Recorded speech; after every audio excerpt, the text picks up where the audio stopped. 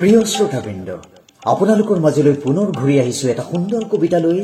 কবিতাটিৰ নাম মোৰ দেশ মানুহৰ দেশ, কবি দেৱকান্ত বৰুৱা।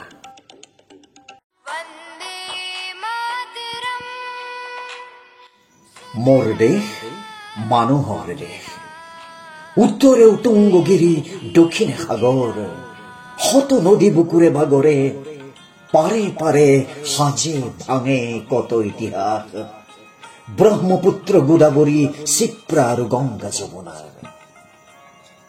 সুন্দৰী ভাৰতবৰ্ষ, ৰূপহী অসম, তথাপিও মোৰ বাবে মানুহ আপোন, যি মানুহে এই ভূখণ্ডত বাৰে বাৰে সাজিছে কাৰেং বিশ্ব সভ্যতাৰ।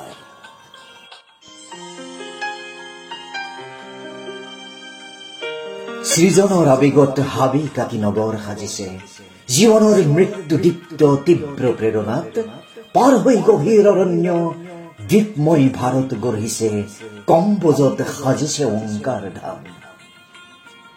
আত্মাৰ আদেশ মানি অতিক্ৰম হিমালয় তিব্বতৰ বৰফ স্তূপত, যি মানুহে মৈত্ৰী আৰু অহিংসাৰ শলিতা জ্বলালে, সেই মানুহৰ দেশ মোৰ এই মহান স্বদেশ।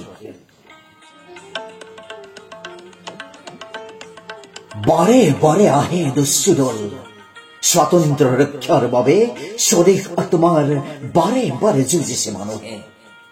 ভাৰতৰ বুৰঞ্জীৰ পাতে পাতে শুনা আছে বলতাৰ, কেতিয়াবা বিজয় উল্লাস, কেতিয়াবা মুখ পৰাভৱ, তথাপিও জীয়াই আছো মানুহৰ দৰে।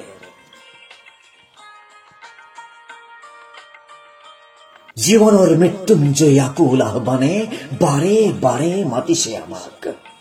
তেজেৰে আমাৰ পানিপথ, হলদিঘাট, পলাচীৰ, শৰাইঘাটৰ মাটি সেমেকাই আমি তাক কৰিছো গ্ৰহণ। ফাঁচি কাঠে মাতিছে আমাক, আমি তাৰ নিমন্ত্ৰণ প্ৰত্যাখ্যান কৰা নাই।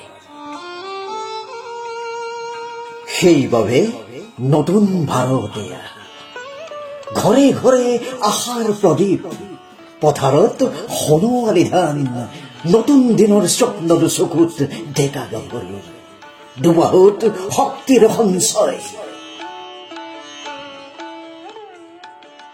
বাহিৰত কিহৰ আৰাম, দস্যুদল দুৱাৰ দলিত, সাজু হোৱা দেশৰ মানুহ, আকৌ আহ্বান স্বদেশ ৰক্ষাৰ বাবে।